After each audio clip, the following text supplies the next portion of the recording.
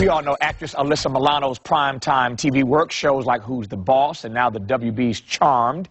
But what you may not know about Alyssa is her passionate efforts on behalf of children. As an ambassador, in fact, for UNICEF, this past summer she traveled to Angola visiting HIV testing centers and young landmine victims. This was not her first trip to Africa. She previously spent 3 months in South Africa volunteering at a children's hospital. But before we get to all of that, a scene now from Charmed, which airs Sunday nights on the WB.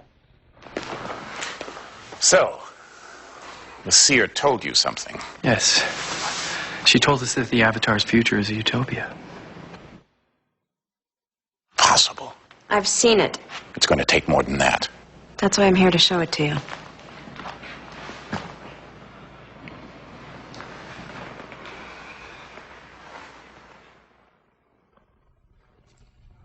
Alyssa Milano, I'm charmed to meet you. Oh, thank you. Glad Thanks to have for the you opportunity. On. How's your mother doing? My mom's good. I asked that question because, like I know your mama. You know, everyone knows my mama. I was on, when Lisa Gibbons had a daytime talk show years ago, I was on a daytime show with your mom. We had a great time together one day. She's a special woman. Yeah, yeah. How's the show coming?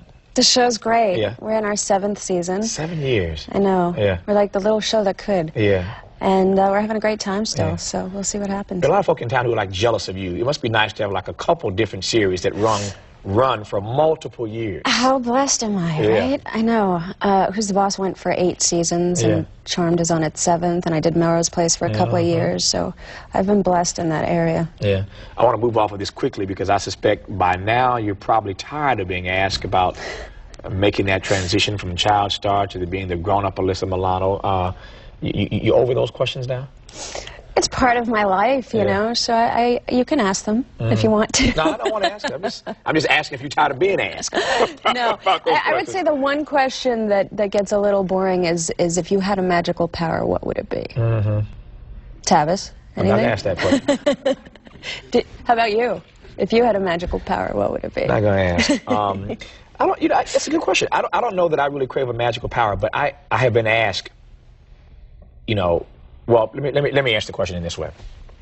I would like to be like a great deal smarter than what I am. I mean, like in the Bible, when God gave King Solomon whatever he wanted, Solomon asked for riches. He was no fool. He got riches, but he asked for wisdom. I think I would just like to be a lot deeper, a lot smarter, a lot brighter than what I really am. I love I love learning. I love information. I love knowledge. And I think I would just like to even be smarter than whatever I think I am. They say the wisest men are the ones that admit to not being the wisest. So I'm wise. You're very wise. Hey, there you go. I granted it. There you go. She granted me. I like that. All right. I'm wise and I didn't even know all that. You got to come around more often, Alyssa. Let me ask you, what drew you to Africa? Because when you think of Alyssa Milano, you think Who's the Boss, you think Charmed, you don't think South Africa, you don't think Angola. What drew you to Africa? I've always had a bizarre connection with Africa. I've always sought out to see every movie made about Africa, or documentaries, or National Geographic specials. And I got the opportunity. I was actually there to do a mini-series, and I worked 1 day a week, and was so overwhelmed with the dichotomy of the land, the beauty. And then when you look down, you know, from the mountains out of your car, you see a lot of hard things, like little kids sniffing glue. And within the 2nd week of being there, I saw an amazing sight, which were 2 little street kids. And I think they were brothers, although I don't know, and it was pouring rain, and the older street kid took off his jacket and put it around the younger boy. And I lost it. And the next day, I actively pursued volunteering, and I wound up volunteering in a children's hospital and a township there, doing whatever I could. And it changed my life to the extent that when I came back home, I had a really hard adjustment period and went through about 6 months of depression because I had such an incredible journey there and learned so much about myself and really discovered this whole new side of my being that I'd never tapped into before. And I had nowhere to channel it being back home. And I started getting really angry because I felt like every day it was going to occupy a smaller part of my heart. So it changed my life drastically. And, you know, when I try to explain Africa to people, I say, you know, it's this magical place, and it's so special, and that's why they make movies about it, because everyone's trying to capture that essence.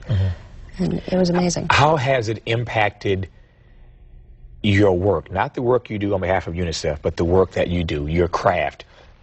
It's interesting. It's really affected it, but not in the creative sense, which well, in the creative sense, it's affected my artwork and my writing and my photography.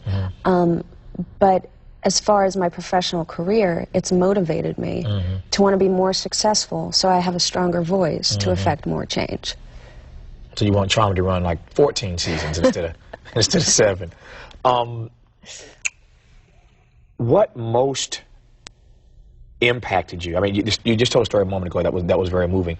What did you learn in Angola on this most recent trip that most surprised you? Well, in Angola, I mean, I think the most important thing to realize about that country, it was devastated by 40 years of civil war. Sure. And they've only experienced peace in the last 2 years. So for me, I got a real hands-on experience of what war does to a country and how it affects the social fabric and the economic fabric and the healthcare systems and clean water and these things that you don't really think about. You think, oh, peace, great, everything's back to normal, but the struggle continues. Angola has a huge problem with landmines. You know, I believe that no weapon should outlast a war, and they're still fighting the war because these landmines haven't been, you know, found, and kids are still dying. You may have just answered the question I want to ask now. Are there lessons, though, that you learned, to your phraseology, visiting this magical place?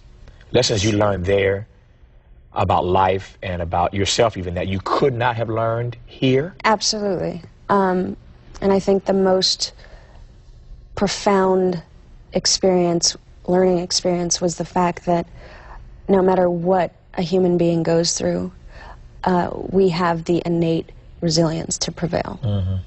And that these people and cultures and socially have struggled from so much to get where they are, and they never lose hope. These kids' faces are open and filled with love and hope for tomorrow. And sometimes it's hard, you know, what we've been going through as a country for the last 4 years, which has affected me, to wake up and feel hope. And the fact that these people have overcome so much, and they're still looking for a brighter tomorrow, no matter what they've been through and seen and witnessed in their lives. And they've witnessed quite a bit. Puts Thanksgiving in perspective, doesn't it? Oh, absolutely. Let me run through some pictures right here that you brought with you, I should say, for us. First picture of you in South Africa? Yeah, that was at a township that I volunteered at. That was a little girl named Carmen. Little girl named Carmen. We were soul sisters. All right. This picture here? This is in Angola, in Luanda, which is the capital, and I'm getting an AIDS test. It's at a clinic, an HIV clinic, where they do free testing and counseling. They're in a very unique situation in Angola because there was only one road in and out of the country during the war. So AIDS didn't really infiltrate it the way it had in other African countries. But now that everybody who was displaced and who were refugees that went to other countries are coming back to Angola, they're finding that the numbers are increasing. So they're in a touchy situation right now. This photo here? I'm giving a vitamin A supplement to a little baby, vaccinating her. $1 actually can vaccinate with vitamin A supplements up to 60 children and prevent them from blindness. It really does amaze me how little, for how little money our impact can really be felt. It's unbelievable. Yeah. This was a little boy at a center where they actually fit and do physical therapy for landmine victims. He didn't have a leg. And it was his birthday this day, and I took a picture of him and showed him on my camera, and he was obviously very happy. And finally? This is me walking through an active landmine. This is a picture Have you lost your mind? My mama doesn't like this picture.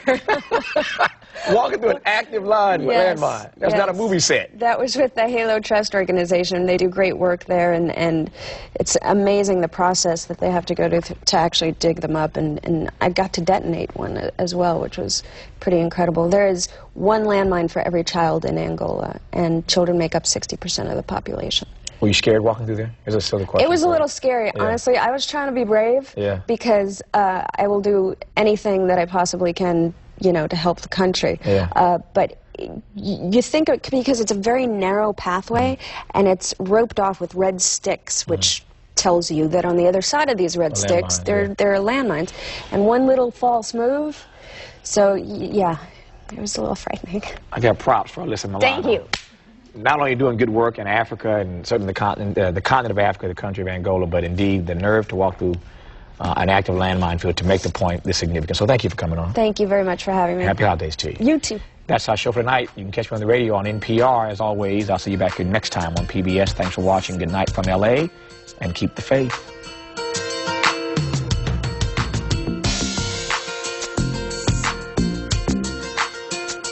For more information on today's show, visit Tavis Smiley at pbs.org.